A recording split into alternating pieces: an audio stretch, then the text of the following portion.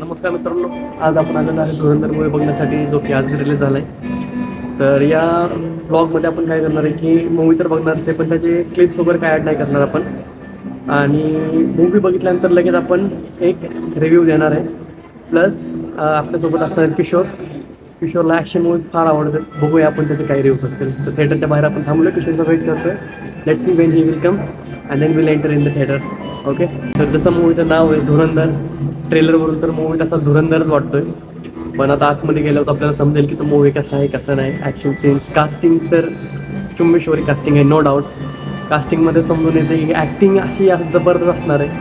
आणि रणवीर भाऊची बॉडी वगैरे तर काही विषयच नाही, आवाज आहा स्वाहा. तर बघूया किशोर कधी येतो. आपण आता वेट करतो आउटसाईड थिएटरच्या. भोसडचा आला सकाळ लागतो चुत्या.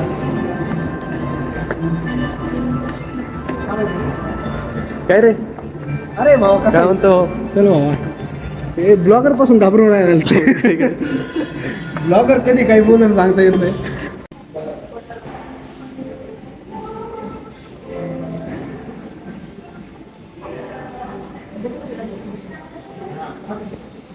किशोर भाऊ तिकीट काढत आहेत. मग असं वाटलं व्हिडिओ चालू आहे, पण व्हिडिओ चालू नव्हता. तर बघू शकता पूर्ण थिएटर, आपलं पूर्ण थिएटर मोकळं आहे. तर पूर्ण थिएटर मोकळं असायचं एकच कारण आहे, थिएटर आपणच बुकिंग केलं आहे पूर्ण थिएटर. हा पिक्चर आपण असं क्राऊडमध्ये बघायला आपल्याला आवडतच नाही पहिल्यापासून. पैसा भरपूर आहे, फक्त माहीत नाही कुठे ठेवलं आहे. हे आपले सेट्स, आपला बिझी बिझनेसमॅन. तर मित्रांनो, धूम्रपान छोड़ने के 20 मिनट बाद आपका रक्तचाप सामान्य हो जाता है। कुछ ही दिनों में आपके शरीर में निकोटीन की मात्रा कम हो जाती है और 12 महीनों में हृदय रोग का खतरा भी आधा रह जाता है। काय करायचं तुम्ही सांगा आता, एवढे मोठे आहे धूम्रपान की वजह से बघितल्यावरती सांगतो मला रिव्ह्यू. एकदम प्युअर मदद के लिए कॉल करें 1-800-11-2-3-5-6। काय म्हणणं आहे तुझं? आता दात पण तेवढं पांढरा नाही, देतो, तेवढं मी दूध पण सारखा review video देतो. आहे. Okay, see you. तर किशोर भाऊ आले. Kishore please explain. पिक्चर भारी आहे, आतापर्यंत लय भारी वाटलेलं आहे. इथून पुढे आता खरा सीन चालू होणार आहे. कारण समजले कोण आतापर्यंत खबरे. कॅरेक्टर आम्हाला कळले सगळे. कॅरेक्टर इंट्रोड्यूस झाले ते इंटरव्ह्यूमध्येच. थोडंसं लेंथी पिक्चर आहे, म्हणजे असं वाटतं की सीन वाढवलेत आपले कोरियन ड्रामा वगैरे त्या टाईममध्ये. बट बघाय म्हणजे मजा येते. म्युझिक वगैरे, साऊंड क्वालिटी सगळं खतरो आहे.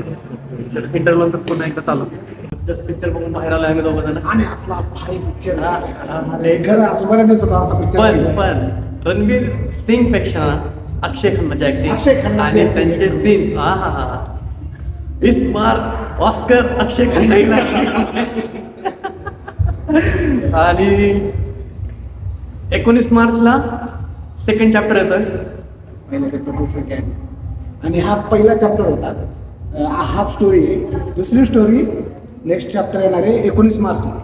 आणि खूप सारे सीन्स असे की त्यामध्ये आपण इमोशनल होतो. 26/11चा हल्ला, आपला एक शिपाई त्यांनी पकडलेला असतो, तर त्याला किती ब्रुटल पद्धतीने त्याला लटकवलेलं असतं. सगळ्या गोष्टी एवढ्या भयंकर दाखवल्यात ना की डांग फाटून हातात येईल असे मारते एकदम खतरनाक. तर मी सजेस्ट करेल की तुम्ही एकदा मूवी बघा, मग तुमची एक्साइटमेंट अजून डबल होऊन जाईल. अजून काय म्हणायचं तुला मूवी बद्दल?